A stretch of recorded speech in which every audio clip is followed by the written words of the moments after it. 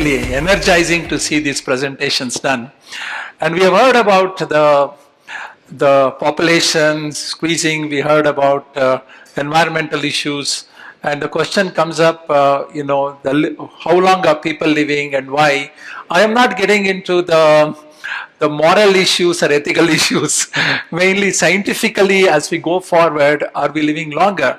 And some of you, may know, if you have read the Israeli historian who has written *Sapiens*, about 10,000 years ago, the population was only 10 million.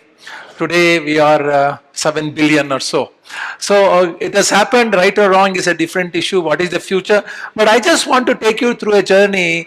And before I take you through the journey, I just want to say for all the youngsters here, we do have a accelerator program called LUMUS, where we do a lot of scientific work, encourage people. For those of you who are interested in working on the road to immortality, can join us and be part of that. So essentially what I want to show here is quest for immortality has always been there for ages, as we know, and given birth to many religions and civilizations. Actually, it has been there, and we have the nectar of immortality, various things. We all take a lot of interest in reading Mahabharata, Ramayana. A lot of things are about devatas being immortal. So this immortality has always been there, and we have always worshipped the immortals. Gods are considered immortals. We do that. So when we look at it, the civilization pursuit of immortality has been there, as you can see, from ancient times, and even today it is not going away. But as we move forward, even like the Egyptians, everybody worshipped immortality. Even in death, they thought there is life. So immortality, they believed in it. Life and death was same cycle. So when we look at it, of course, the last crusade, how immortality is again worshipped by bringing people from death to life.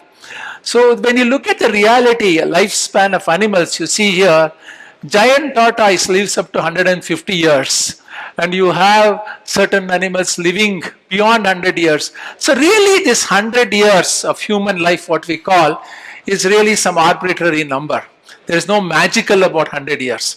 At one time, as you will see here, like for example, look at all these animals and live for so many years. Some of them 4,800, 4,000 years. You lives for 2 to 5,000 years. So there are a lot of things happening. Whale 210, we are not even aware of today. Why are these animals living?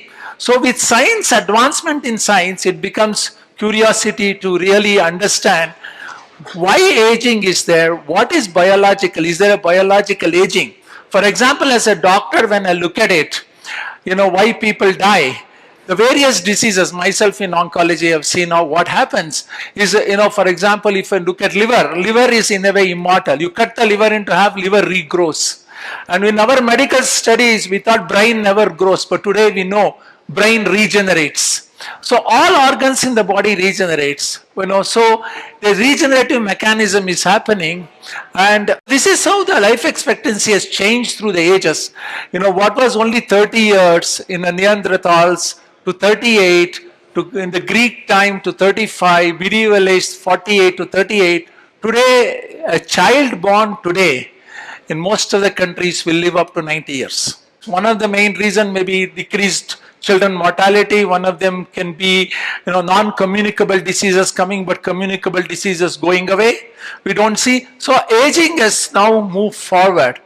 And as you can see here, some of those things, how 3,000 years ago and present day the changes have taken place. And we have islands of longevity today.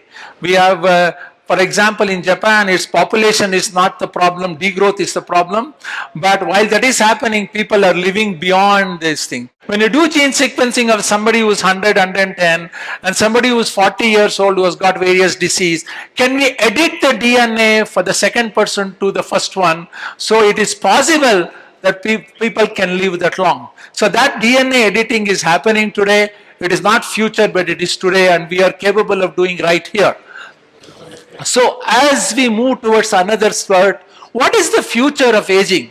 With a type of living happening, focus on health, and as we look at a lot of prevention and new technologies for treatment, we predict people are going to be living up to 130 years on average. So it is today. Skin cells have been regenerated. We heard something about that earlier. Embryonic cells, stem cell.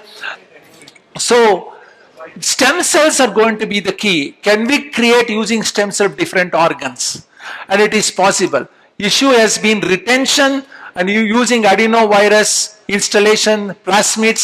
Today we are able to generate a lot of organs, even cardiac, muscle is going on. One of the key here is editing. As we go forward, diseases, when we analyze with the DNA editing, we are very clear it is happening today, CRISPR technology.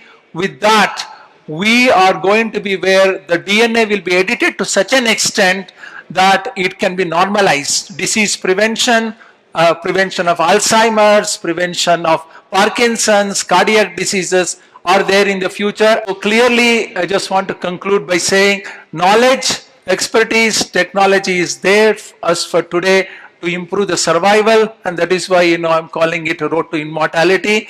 And research, entrepreneurship, startups will only come together as we look at more and more diseases coming under control. This kind of road path will only change as we go forward. Thank you very much.